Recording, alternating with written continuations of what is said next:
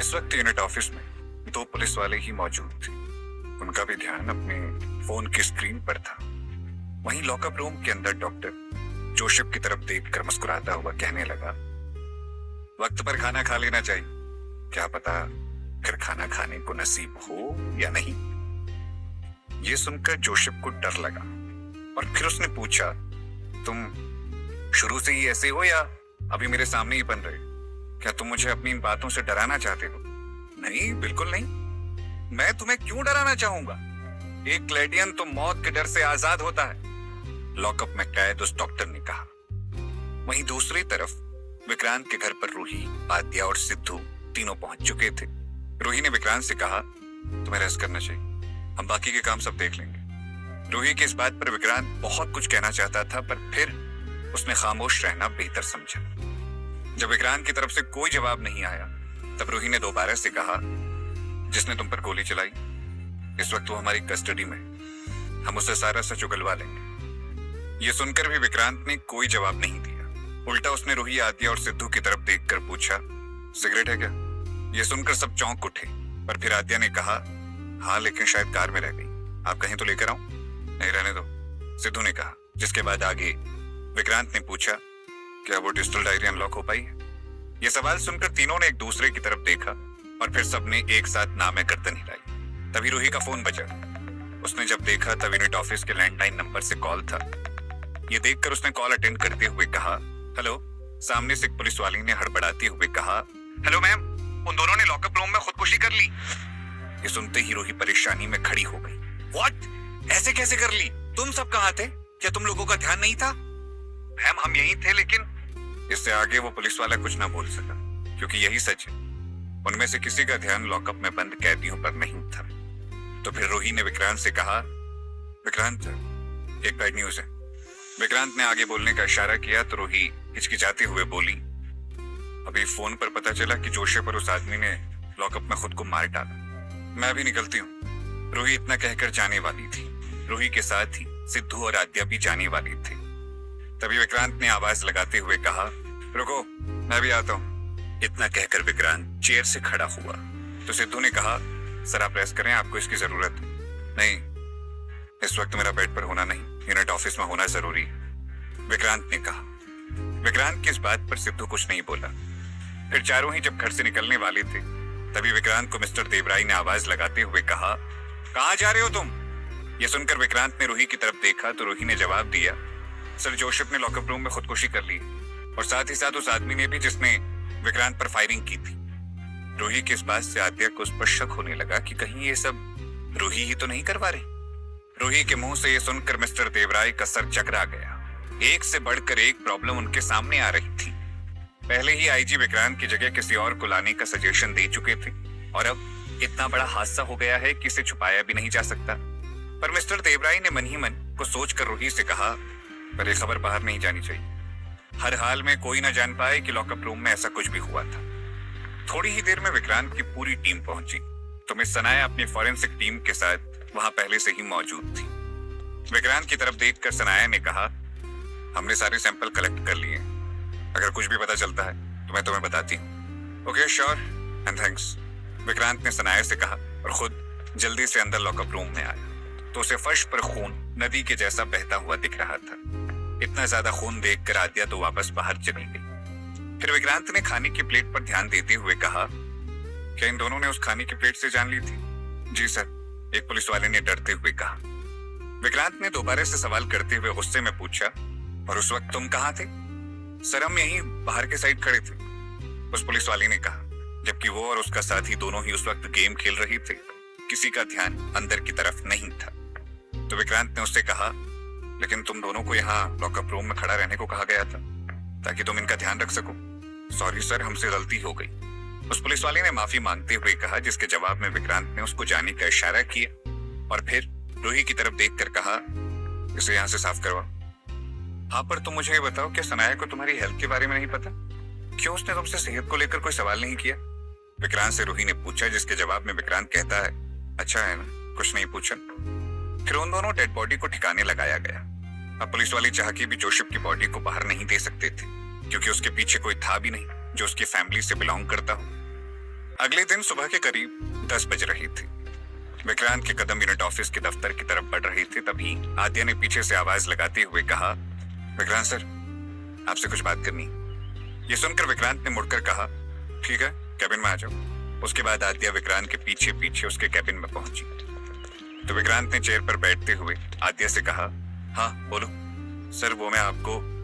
अभी आद्या ने इतना ही कहा था कि तभी विक्रांत ने बीच में टोक कर कहा, पहले आराम से बैठो, फिर डिटेल में बताना। ये सुन के आद्या बैठी। उसके बाद विक्रांत को उसने रूही के बारे में बताया कि उसके एडमिट होने के बाद मिस रूही किस तरह भागम भाग कर रही थी और कुछ तो ऐसी बात थी जो वो सबसे छिपा रही थी। आद्या की सारी बातें सुनने के बाद उसने धीरे से कहा, ओके, मैं देखता हूं। जहां एक तरफ विक्रांत को भी अब रूही पर शक हो चुका था, वहीं दूसरी तरफ फ्लैट से उसके खास आदमी ने कहा, दर्शन ग्रह से एक लड़की आई थी, बोल रही थी कि हमारे आदमियों ने विक्रांत नाम के किसी आदमी पर हमला किया था जो कि दर्शन ग्रह के रूल्स के खिलाफ है। वो आपसे मिलना चाहती थी पर मैंने मना कर दिया। अपने खास आदमी की बात सुनकर क्लाइड ने सिगार सुलगाते हुए कहा, वो सही थी, ड्राइवर ने विक्रांत पर हमला करवाया था पर कुछ फायदा नहीं हुआ।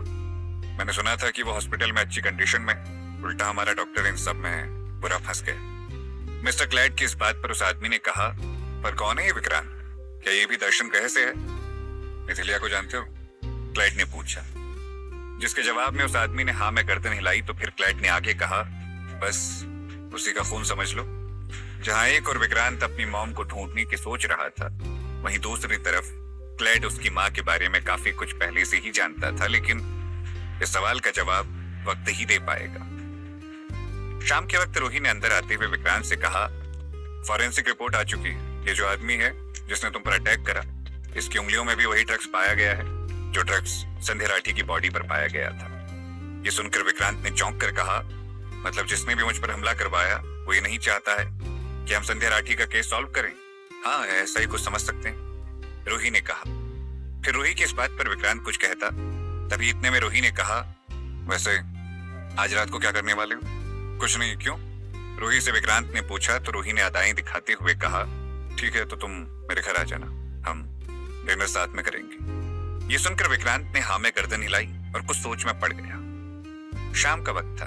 विक्रांत घर पर परेशानी में इधर उधर घूम रहा था, तभी अचानक उसका फोन बजा। उसने कॉल अटेंड किया तो सामने से एक आदमी बोला, क्या तुम आ रहे हो? जिसके जवाब में विक्रांत ने कहा, हाँ 20 मिनट में पहुंच जाऊंगा। ये सुनकर सामने वाले आदमी ने कहा, थोड़ा जल्दी आना। इतना कहकर उसने कॉल काट दिया। फिर विक्रांत ने खुद को शीशे में देखते हुए कहा, मैं आ रहा हूं। तभी विक्रांत की आंखों के सामने लगा शीशा पानी की तरह झिलमिलाने लगा, जिससे विक्रांत एकदम साइड हट गया। विक्रांत जैसे ही घर से बाहर निकला कि तभी मिस्टर देवराय की कार का आना हुआ। मिस्टर देवराय ने ड्राइवर से कहकर कार रुकवाई और फिर उतरते हुए विक्रांत से कहा, तुम जल्दी आ गए, कहीं जा रहे हो क्या? यह सुनकर विक्रांत ने कोई जवाब नहीं दिया। उसने अपने कदम आगे बढ़ा लिए। तभी मिस्टर देवराय ने फिर से सवाल किया, कहीं जा रहे हो तो बता दो, मैं तुम्हें पीछे से कॉल करके परेशान नहीं करूंगा, नहीं तो।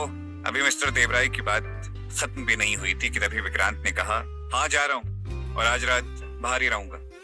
पर कहाँ? और अभी तुम इतने भी ठीक नहीं हुए कि पूरी रात बाहर रह सको, मिस्टर देवराय ने कहा। लेकिन विक्रांत ने इसका कोई जवाब नहीं दिया। वो कार में बैठकर वहां से निकल गया। विक्रांत को इस तरह जाते देखकर मिस्टर देवराय को बुरा लगा। थोड़ी ही देर में विक्रांत की कार एस्टा होटल के सामने आकर रुकी, जिसके बाद विक्रांत ने कार से उतरते हुए कॉल पर कहा, मैं बाहर आ गया, वेट मैं नीचे आता हूँ। उस सामने वाले आदमी ने कहा। 2-3 मिनट बाद एक आदमी नीचे आया। उसका पेट बाहर निकला हुआ था। आते ही विक्रांत से गले मिलते हुए वो बोला, मैंने पता किया, आंटी के साथ कॉलेज में एक आदमी पढ़ता था, उसका नाम है भागवत सिंह। ये उसी की बेटी की बर्थडे पार्टी है, लेकिन एक प्रॉब्लम है। क्या? विक्रांत ने पूछा, जिसके जवाब में उस सामने वाले आदमी ने कहा, वो आदमी थोड़ा टेढ़े दिमाग का है, तभी कुछ बताएगा जब पहले तुम उसका दिल जीत लोगे। वो बंटी और उसकी बेटी कॉलेज के दोस्त हैं, तो उसने हमें इनवाइट किया। ये सुनकर विक्रांत ने कहा, और तुमने मुझे भी बुला लिया, हम उससे कहीं बाहर भी मिल सकते थे ना? नहीं, चांस ही नहीं, विक्रांत के दोस्त ने कहा। जिसे सुनकर विक्रांत ने कहा, ऐसा क्यों? फिर तो यहाँ भी वो हमसे बात नहीं करेगा। अरे करेगा बात। भागवत सिंह की बेटी का 25th बर्थडे, और आज इस पार्टी में एक से बढ़कर एक नमूने आए हुए हैं जो उसके दोस्त हैं।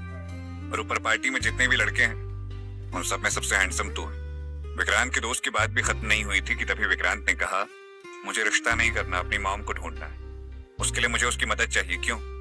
क्योंकि वो मेरी मॉम के साथ कॉलेज में पढ़ता था। समझ आया ना? जिस तरह तू इस खुदगर्जी को टॉप पर रखकर आंटी को ढूंढने की बात कर रहा है ना, तो बता दूं, ऐसे तो तेरी कोई मदद नहीं करेगा सिवाय मुझे छोड़ के। विक्रांत के दोस्त ने कहा, जिसे सुनकर विक्रांत आगे बोला, ठीक है चल अंदर चलते हैं। और ये बता, तेरे फोन को क्या हुआ? हाथ से गिर गया, विक्रांत से उसके दोस्त ने कहा। जिसके बाद विक्रांत ने कहा, एक फोन तक नहीं संभाला जाता तुझसे और ऊपर से इंटरव्यू देता फिरता रहता है। कोई कंपनी क्यों ही तुझे जॉब देगी? अबे ओ शुक्र मना, मैं आज भी बेरोजगार हूँ, इसलिए तेरी मदद कर रहा हूँ, वरना मैं भी ना अभी बाकी फ्रेंड सर्कल की तरह इधर उधर भाग रहा होता। समझा ना? विक्रांत के दोस्त ने कहा। विक्रांत के इस दोस्त का नाम है वीरेन। कॉलेज से विक्रांत और वीरेन साथ में थे, लेकिन वीरेन को विक्रांत वीनू भी कहता है। कुछ देर बाद वीरेन और विक्रांत दोनों अंदर आए। विक्रांत जब अंदर आया तो पार्टी में मौजूद सभी लड़कियों की नजर विक्रांत पर पड़ी, तो सबने शॉक्ड होते हुए कहा, ये हैंडसम कौन है? मैंने तो इसे कॉलेज में नहीं देखा। ये सुनकर दूसरी लड़की कुछ कहती, मैं बर्थडे गर्ल ने कहा, वेट मैं ही पता कर लेती हूँ। इतना कहकर उसने विक्रांत की तरफ कदम बढ़ाए तो वीनू ने विक्रांत को कोहनी मारकर कहा, लगता है उसकी नजर तुम पर पड़ गई, वो इधर ही आ रही है। हाँ दिख रहा है, वीनू से विक्रांत ने कहा। तभी बर्थडे गर्ल आई। उसके आते ही वीनू वहां से भाग गया तो उस लड़की ने विक्रांत की तरफ हाथ बढ़ाते हुए कहा, hello hello happy birthday, Vikrant ने कहा। जिसके बाद उस बर्थडे गर्ल ने कहा, थैंक्स, और वैसे भी थैंक्स पार्टी में आने के लिए, मुझे लगा नहीं था कि तुम आओगे। ये सुनकर विक्रांत को शॉक लगा कि क्या ये लड़की उसे जानती है? नहीं, ऐसा तो नहीं हो सकता, वो तो इस लड़की से पहली बार मिल रहा था।